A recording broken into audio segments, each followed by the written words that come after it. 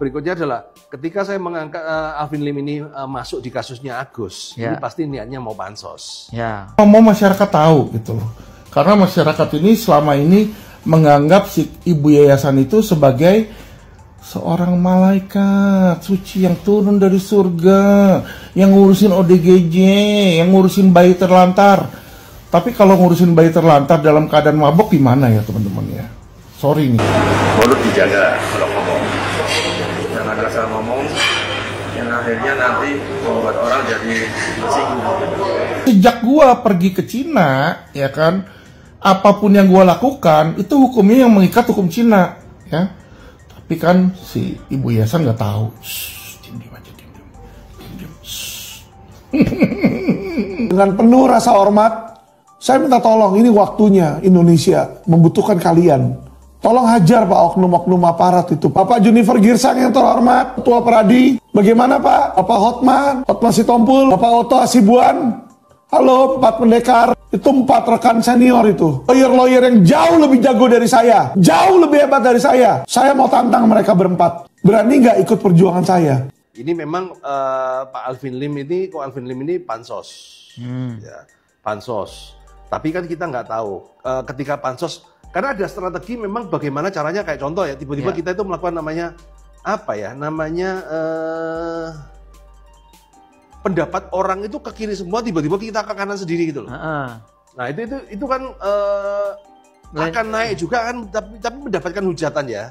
Saya nggak tahu itu disengaja atau bagaimana dengan ini kan, awalnya kan saling saut-sautan. Nah, saut-sautan, makanya saya ngomong pertarungan mereka ini kayak dua orang tua yang masa kecilnya kurang bahagia, itu mereka saling bersaut-sautan. Batalnya operasi cangkok Alvin Lim di negeri Cina, tak lama kemudian Alvin membuat geger netizen dunia maya dengan unggahan video Novi sedang berada di klub malam. Video itu menjadi menarik perhatian netizen ketika Alvin Lim berstatement dan memisalkan bagaimana jika sepulang Novi dari klub malam merawat ODGJ, merawat bayi-bayi dengan kondisi mabuk, apakah mungkin Novi bisa melakukan itu semua? Tak hanya itu, Alvin Lim juga menyinggung bahwa tempat klub malam adalah tempat orang bermaksiat dan rawan akan hal-hal tercela. Kalimat Alvin ini mendapat sorotan dari pemilik klub malam yang videonya diunggah oleh Alvin Lim. Pemilik klub malam itu mengatakan untuk Alvin Lim berhati-hati dalam berucap. Tak semua orang yang pergi ke klub malam itu untuk bermaksiat. Ada yang datang ingin melepas penat, melepas stres, dan lain-lain. Novi juga terang-terangan mengatakan bahwa Novi datang ke tempat itu tidak lain adalah karena ada undangan acara ulang tahun temannya, bukan untuk melakukan hal negatif. Banyak yang cukup geram dengan pernyataan Alvin Lim itu. Namun, respon dan jawaban Alvin mengatakan tidak ada yang bisa melaporkan dirinya karena dirinya sedang berada di negeri Cina. Dan semua tindakan Alvin Lim adalah terikat dengan aturan hukum yang berlaku di Cina. Banyak yang beranggapan Alvin Lim hanya sedang mencari panggung untuk pansos saja, sama seperti Agus yang juga terlihat tampil pansos dan sok asik di siaran medsos rekan Agus. Agus pernah jadi guru, jadi sales, apalagi yang ini. Pokoknya udah harus kerjain itu, maupun kerjaan berat maupun kerjaan ringan, sudah gue lakuin itu semuanya gitu. Tapi sebelum itu Bu Tesi, sebelum kita tahap untuk melanjutkan ini, alangkah baiknya kita bersponsor dulu. Kita minum teh atau minum kopi. Oh gitu. Iya kan, kalau Bu Tesi ini pecinta kopi, kalau Agus pecinta teh ya. Jadi kita mau tos nih? Oh ayo dong. Oh boleh, ayolah kita merayakan hari kebangkitan kita ya. Oke siap, ini kita merayakan hari kebangkitan kekuatan kita. Silakan minum.